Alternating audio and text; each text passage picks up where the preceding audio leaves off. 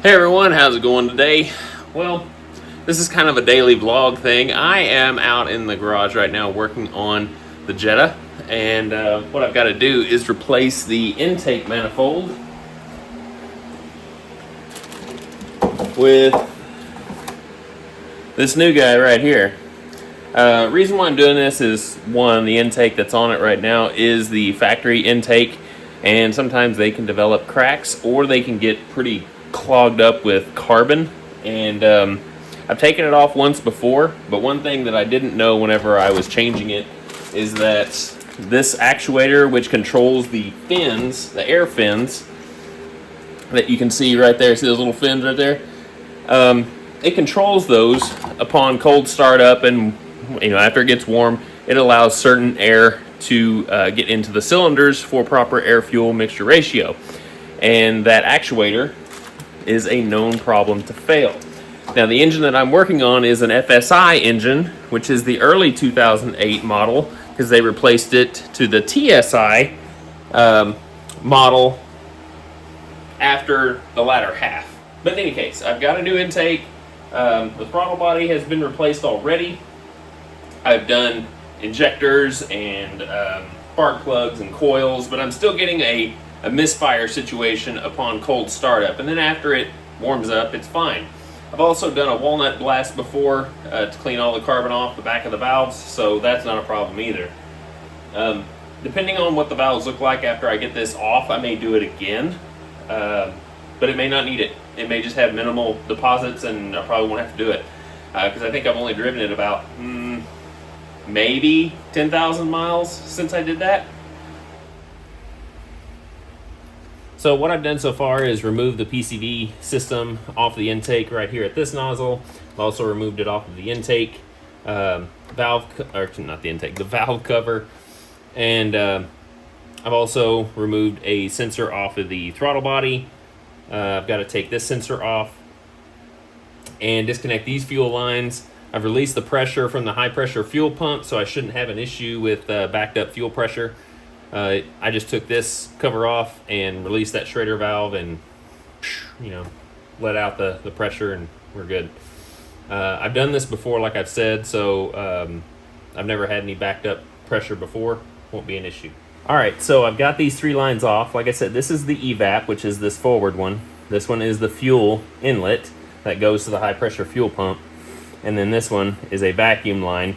Now, I have trouble getting this one off. It is stuck pretty good, and this is a plastic line, and I do not want to break it. So I reach back here to the manifold where this attaches to the vacuum port, and just press that button right there, kind of push it down, press the button, and then lift up, and it'll come right off.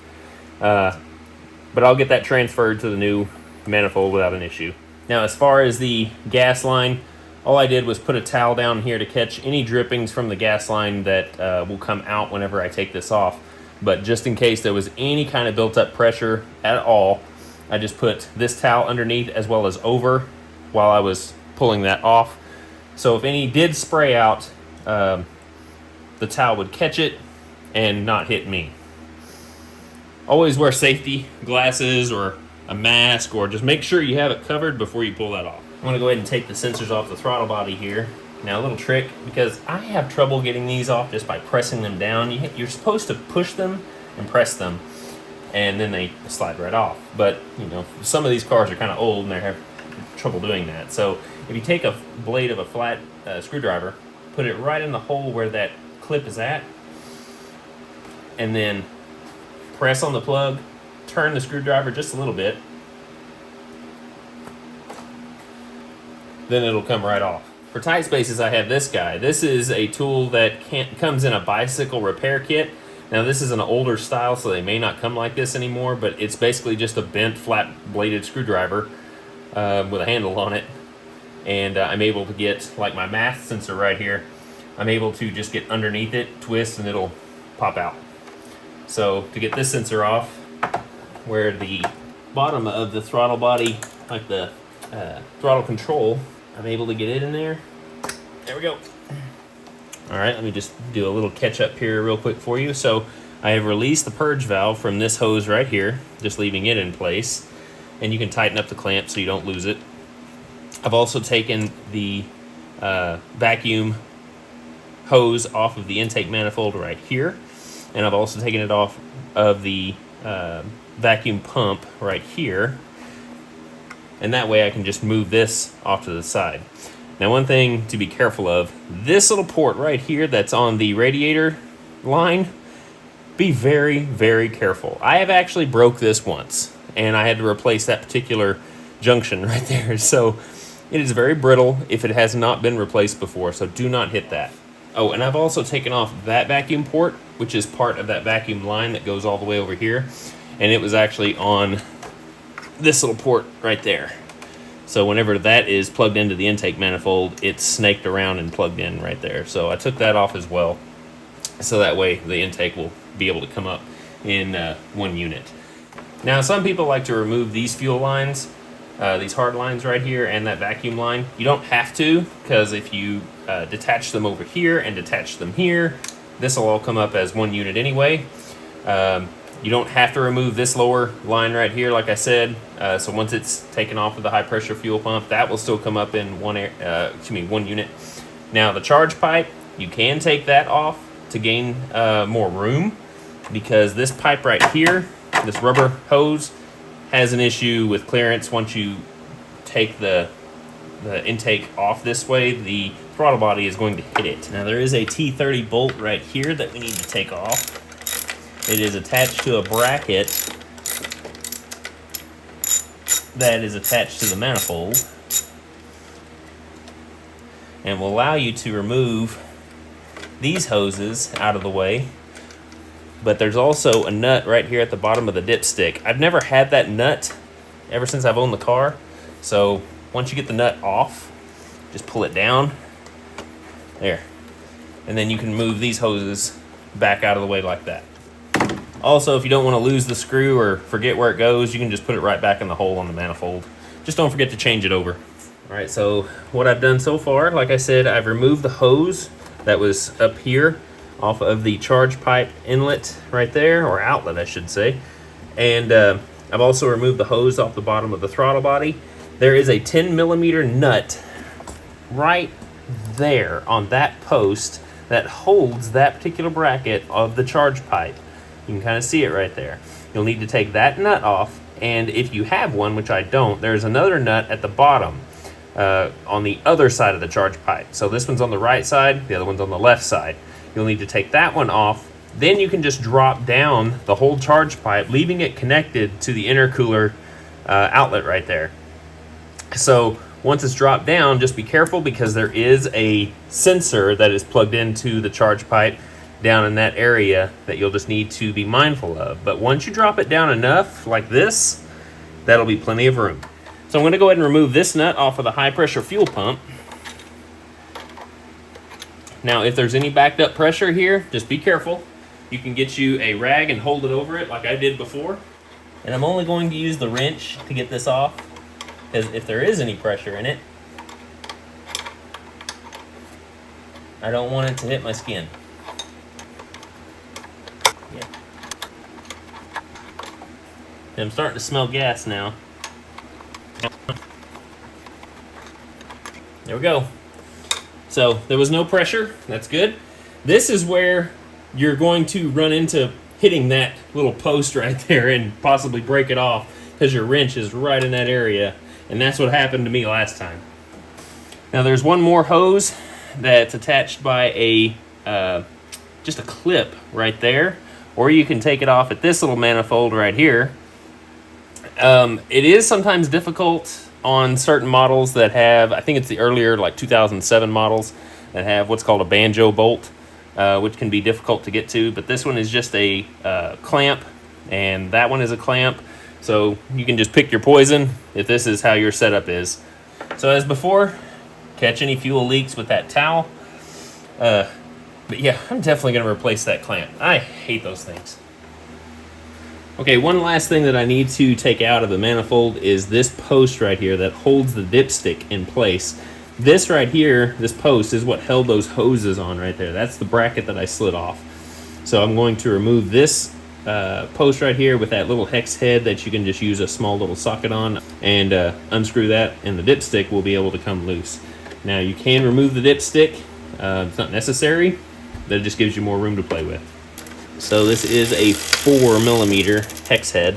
I don't know if all of them are that size, but this particular one is 4. There you go.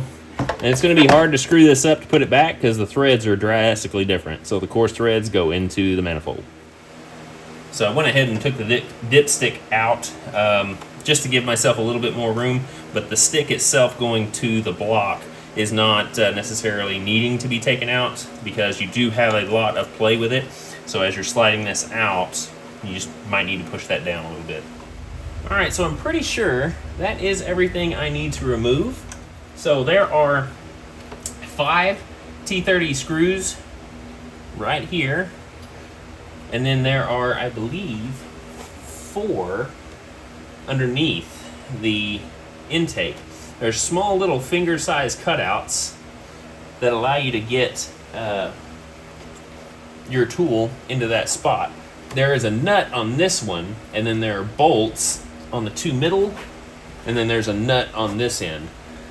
So those are to help locate the intake whenever you go to slide it back in. Those 2 posts down there locate it into the right spot. So that's why there are 2 nuts and not bolts. So let's go ahead and take those out. So I've just broken those 5 loose. I have not backed them out yet, and I'm going to try and snake in here. If I remember right, I don't think... Oh yeah, there we go. If you go underneath and into the hole, you'll be able to get to that bolt. And you can actually see the bolt through the top of the manifold. So, like I said, I'm just breaking them loose.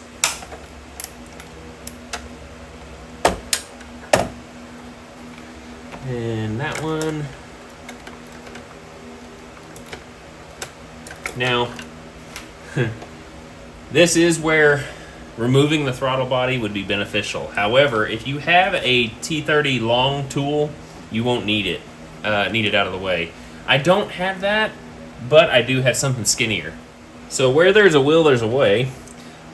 This isn't the recommended way, but it did get the job done last time.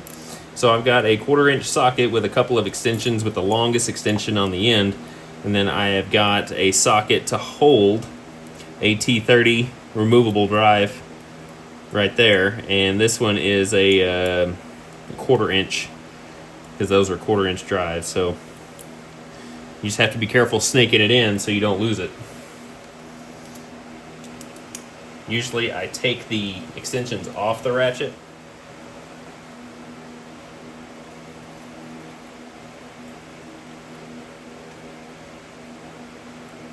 There it is.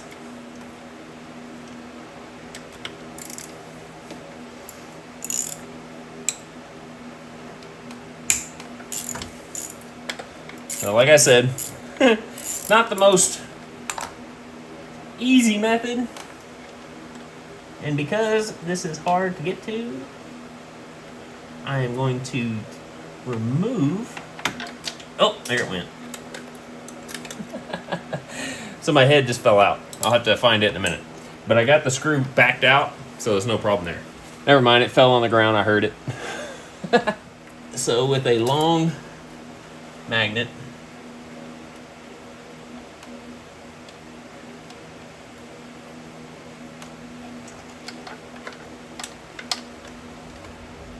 you can fish the bolt out. I'm gonna go ahead and do that on this lower one over here by the dipstick and get it backed out all the way too.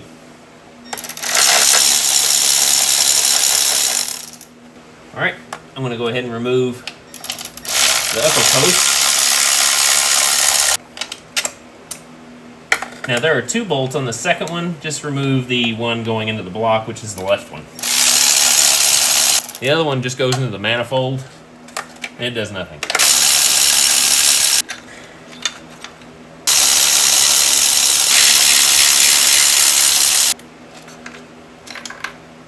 All right, now there is one thing that I forgot to mention.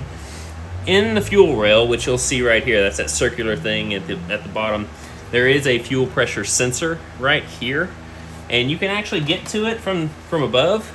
the opening to the clip should be facing up, and all you have to do is put a screwdriver in there, get into that clip, slightly turn it, and then you can reach underneath, find the plug, and pull it out. So I've got that disconnected. I'm going to continue with removing the locator posts on the bottom of the fuel rail. Those are 10mm, by the way. I'm going to leave the nut right there so I can take my magnet and fish it out.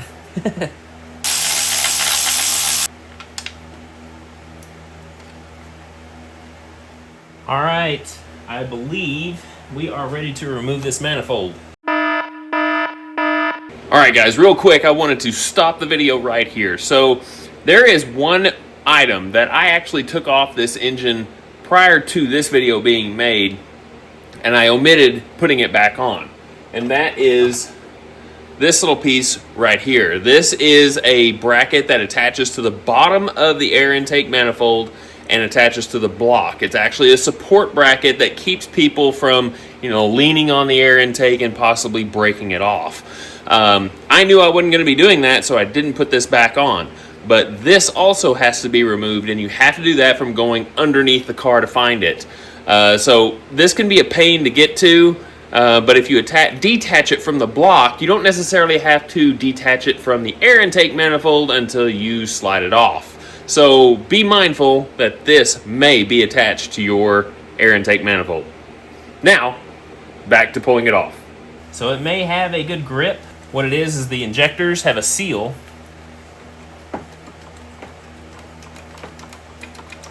that you just have to break loose. There it goes. Oh, I forgot one sensor over here. And oddly enough, it's the sensor that's going to the actuator that I'm replacing. So it's just right underneath that fuel manifold that I took off of the high pressure fuel pump.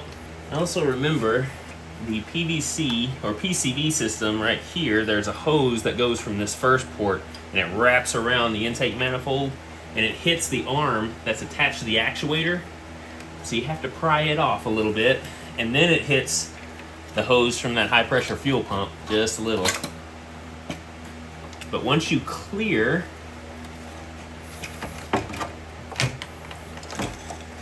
then you'll be able to lift it out. So now you can get a good look at the injectors. This is 1, 2, 3, and 4. They all have a plug going to them. This is that plug that went to that high pressure sensor, the fuel sensor that was on the bottom of the rail. Right there is the cam sensor. I'm going to take a quick look at these valves. So you can take these fins out if you want. They only go in one way, so you can't really screw them up. So just remove those. There are the valves. And they have some mild carbon buildup on them, and I'm talking super mild because, like I said, I've done this before. There's number 2. There's number 3. And there's number 4. 4 looks to be the worst. And oddly enough, I am getting a misfire, a random misfire on cylinders 4 and 2. However, that is very common for the air fin issue that I'm having as well. There we go. If you look inside number 2, it's not awful. But like I said, because I am already in this, I'm going to do this again. When I did this the first time, these fins were actually really coated up with carbon. And as you can see, they have hardly anything on them. I mean, nothing that I can't just wipe away with a towel. So I will not have to redo these. And that's just from the PCV system recirculating in there. And that's why you get that carbon buildup, is because the injectors are actually direct port injectors. So the gas does not pass by the valves like they do in a port injection. Since these go right into the cylinders, there's no gas in there. So that's why whenever the PCV system recirculates into the valves, all that carbon buildup and oil just build and build and build. And you have to kind of do this about every 30,000 miles. And that's just the nature of the beast when it comes to direct injection. Alright, so here is the old intake manifold. This is the fuel rail. That is the sensor that I had to take the plug off of. That was up underneath because we're looking at the underside.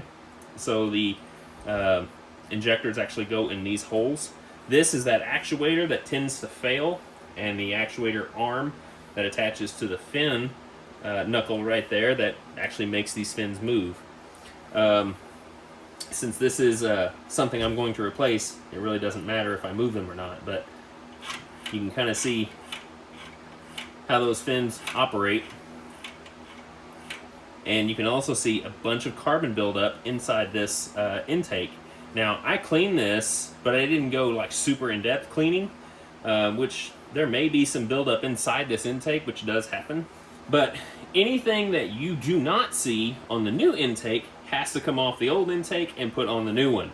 So this fuel rail I'm going to have to take off. This right here, which looks to be part of the evap system, I'll need to take off. And the throttle body, of course, this will be put on the new one because I have a new one. And then the fuel rails on top and the vacuum line that I left on here will have to be removed and put on the new one. So here are a couple of more things that you could probably get acquainted with while this is off, so you know where they're at. This right here is the thermostat housing. Now you do not need to get the air intake off to get to that. You can just remove the alternator to replace this, because I did have a leak from that once, got it replaced. This is the oil filter canister housing, and then the oil cooler, that silver thing that you see, it's attached to it. So these are water lines that run in front. This is part of the PCV system that's attached to the oil cooler, or excuse me, the oil filter housing. Yeah, so these are troublesome parts that you'll need to replace at one time or another. I had a leak coming from this, and I had a leak coming from this. And then the timing and stuff is over here underneath this cap, as well as the lower cap down there. And yeah, you'll need to replace the timing belt and water pump in that, if that ever comes up, which I have also done. So I have replaced just about everything on this car except for the internals. And then another thing you'll need to watch out for is the cam follower that's behind this high pressure fuel pump. So if you have one of these cars, the FSI motor especially, this video is really good for you. We're going to start removing some things from the old intake manifold to put them on the new one. As it turns out, I didn't need to disconnect the evap system right here. It actually stayed in place with the intake manifold because it is attached to the fuel line, and this is attached to the underside of the manifold. So that didn't need to come loose. So just keep that in mind. You don't have to do that. So the evap system from the purge unit has a couple of screws. One is a Phillips right here, and then that one looks like a T30. So we'll pop that one loose. Now we'll take out the Phillips. Man, that's a shorty.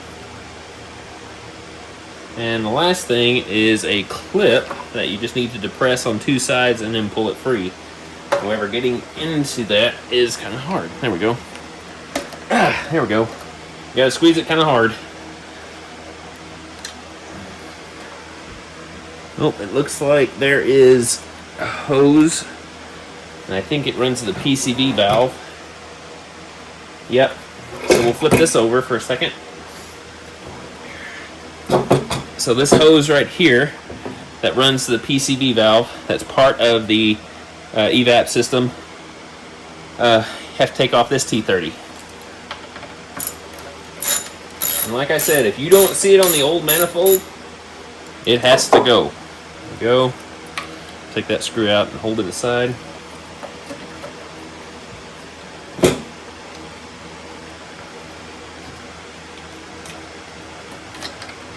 So now we just have to fish this out.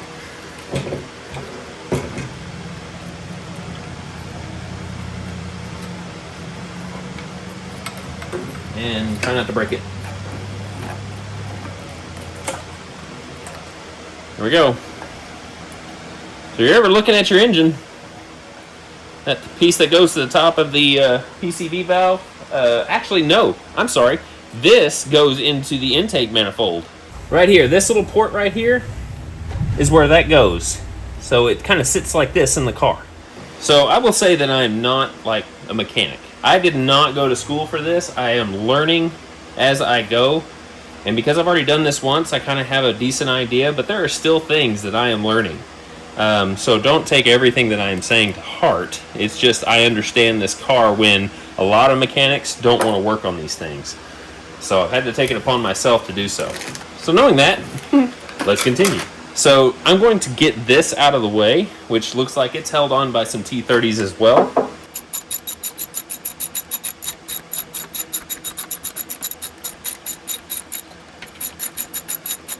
It's always better to replace this because this is a common failure point. All right, now the fuel rail looks like it is held on by the bracket. These lines are also part of the fuel rail because they are attached. So we're going to take these two bolts out as well that holds the lines in place.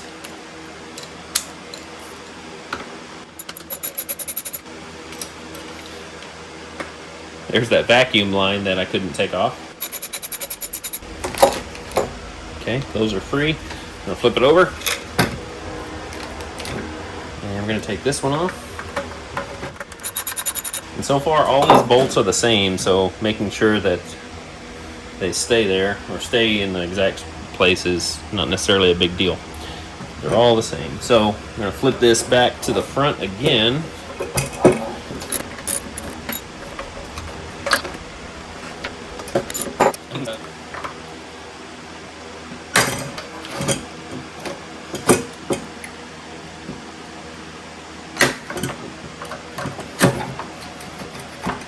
There we go. Whew. Nothing was holding it in place except these clips right here. So you just have to pop those loose. I just put a prying instrument right underneath and just gave light pressure until it popped loose. Did the same thing on this end. It popped loose, and then these were able to free up pretty nicely. Might have to take off these lines because the way they're routed over this, I can't slide this forward with these lines on top. So let me take these loose. These are also 17 millimeters, at least here. I'll have to get that one in a minute. Here we go.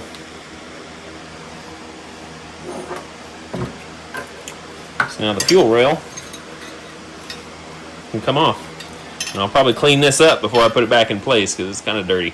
Okay, there's a couple other things that need to come off. One is the throttle body, and then this evap purge unit has a small little rubber grommet right there that needs to come off and put on the other one. And we can go ahead and do that right now. It goes right there. Now there is a screw that I put at the other end over here which held that bracket right above the alternator. We can take it out and put it in this one so we know where it's at. Now you can see that there is a seal here, but we don't need to take this out. I actually replaced this seal whenever I did this the first time, but the new intake manifold came with a new seal or a gasket, so we don't have to worry there. And then there is also a throttle body seal right there that we don't need to worry about either because it came with the new one too.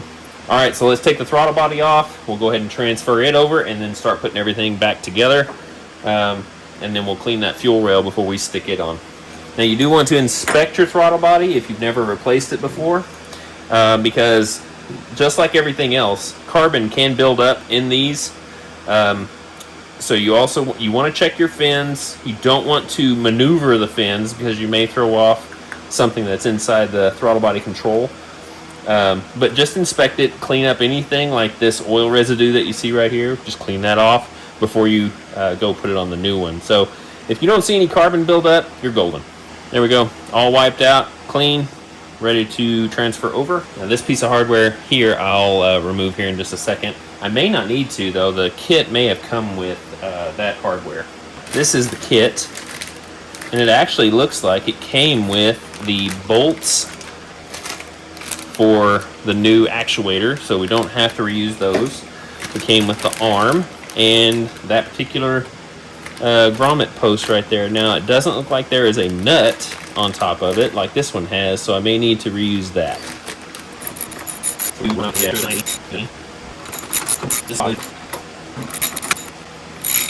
Okay, now we're going to slowly snug them down. Now this is going into plastic, so you don't need to go crazy here. Now I'm going to take this guy out. He just unscrewed easily from the plastic, and I'm going to compare it with the other one just to see if this nut is actually necessary.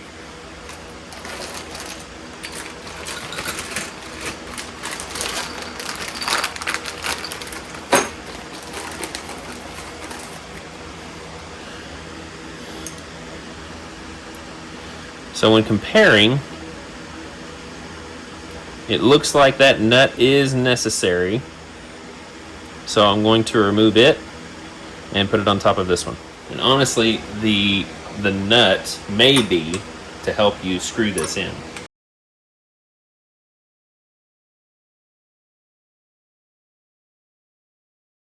So it slides over there like that, and then this screws into the block in a hole. And it was a pain to get to at one point, so I omitted it because I knew I wasn't going to be leaning on this intake. So having this was just not necessary for me. But I'm going to put this in here in case I ever do decide that I need it. Or if I sell the car and somebody else needs it. Alright, so there we go. That is all cleaned up with a little bit of brake clean. Just don't spray anything into the electronics portion of it. I did have to replace this the last time I did it because I accidentally broke it off. I think due to heat, it was just brittle. Alright, so we're just going to put it back in place here. And oddly enough, it didn't snap very hard back into place. I think it was just had some crap or something that was just making it real difficult to get out. Because getting it in was super simple. So now that's back in place. We'll go ahead and put the bolts back in here in the top. Alright. Now we can run the fuel lines in. Alright, now I've snaked the lines around the manifold. So we're just going to attach them on top first. Now this one I'll have to take back off briefly so I can get the vacuum line attached to it. But for now, I can put it in. Now I need to snake this line back into this bracket because it did fall out on me.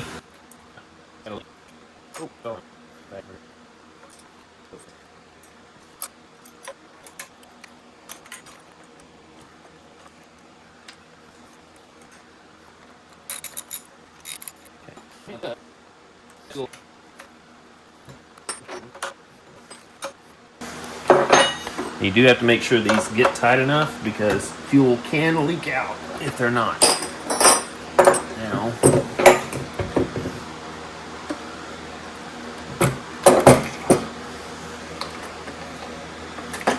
let's go ahead and take this piece out.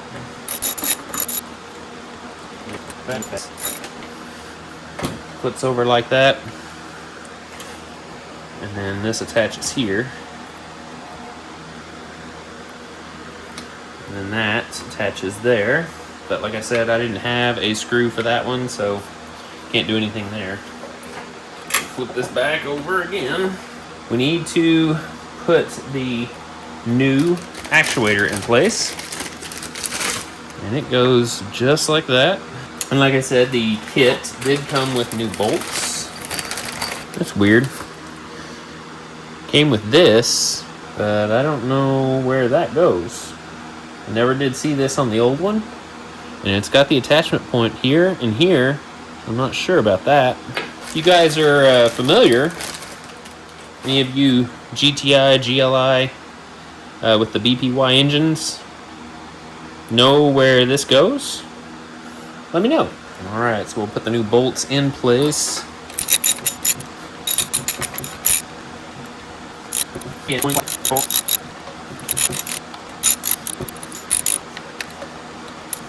Now we can put the actuator arm on. This is the old one. That is the new one.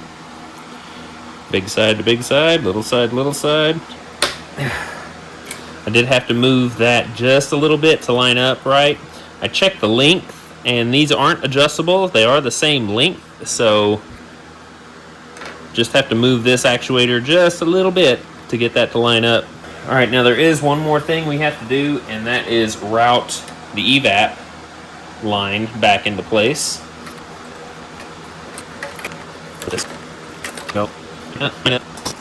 just line up this port right here and snake it through the correct hole, which is the second to the last. Actually, no, it is the last. The last port hole between the two runners of the intake manifold next to the actuator.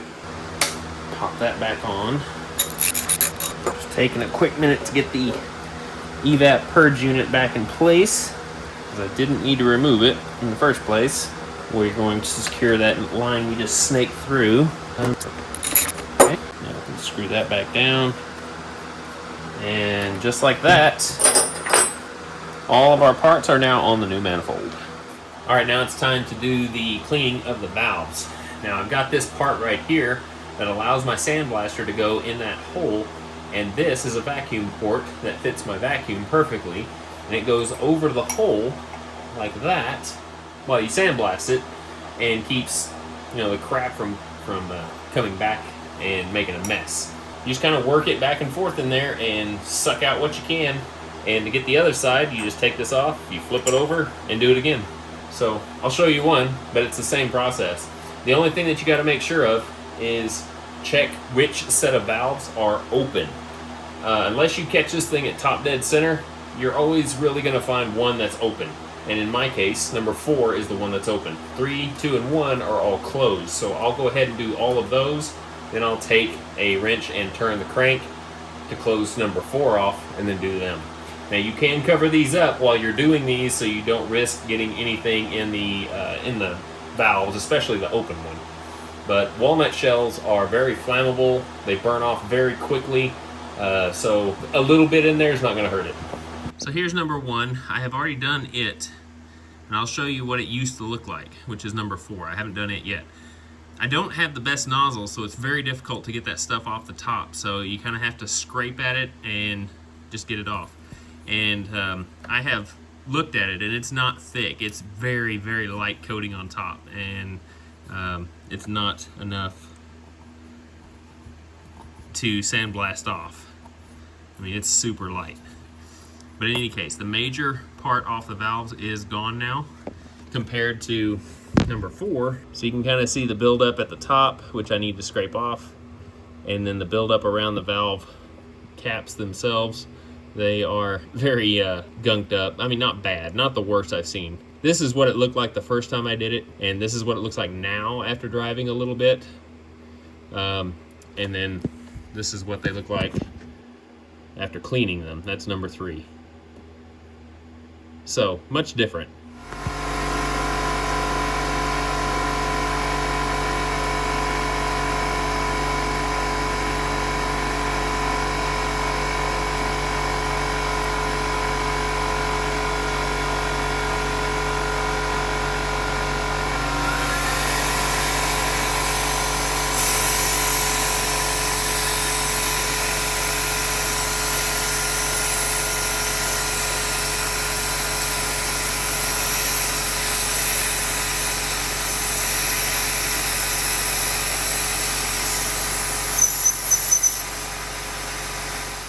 So you can see off the backs, they are no longer coated.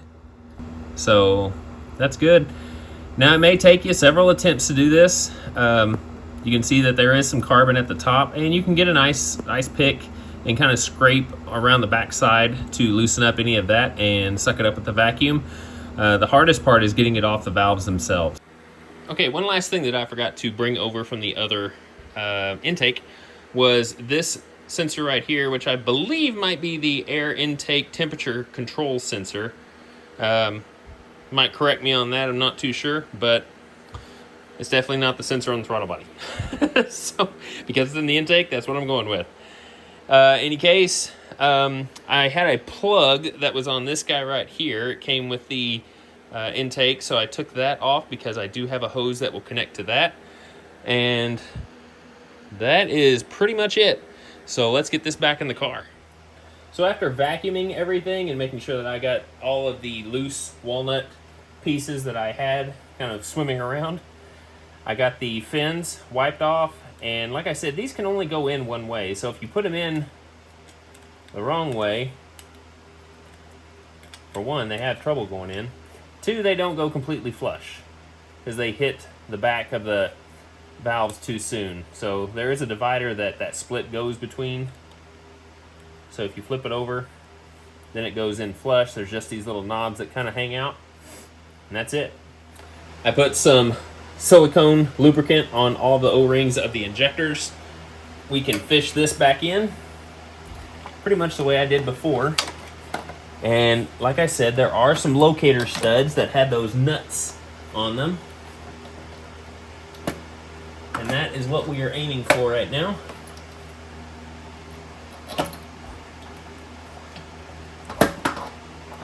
There's one. Just make sure you're not catching on anything over here.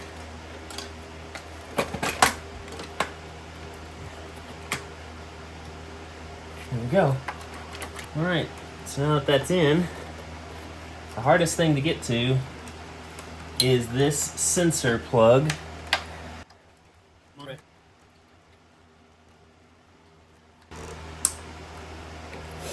Heard the click, so that's good.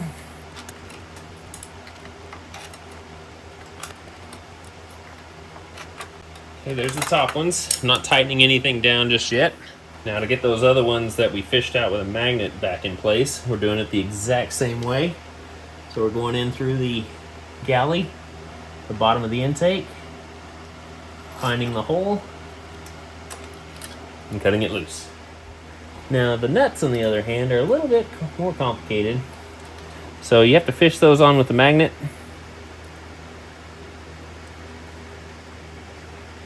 There you go.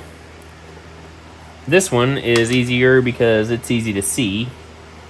Cut the magnet loose and just finger tighten it on. And this bigger one on the other hand, or excuse me, the other one on the other hand, I'll get a bigger magnet. So that way I can actually thread it on.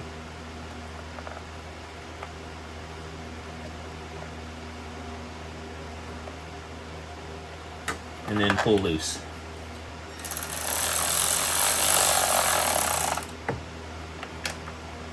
We're going to do this a little at a time to make sure that everything seats.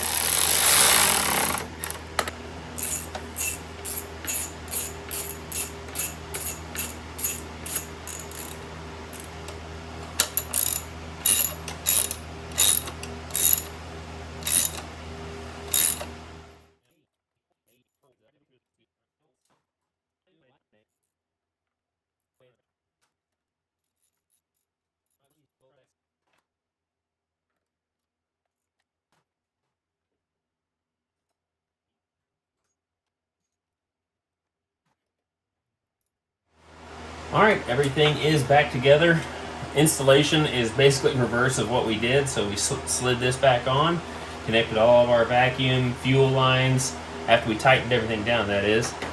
Connected the dipstick back, we got the throttle body hooked back up, we put the charge pipe back on. We attached this bracket back to the dipstick as well as the side of the intake, connected all the lines over here. This is a mass airflow sensor, so we're not going to do that yet. But we did hook up the high pressure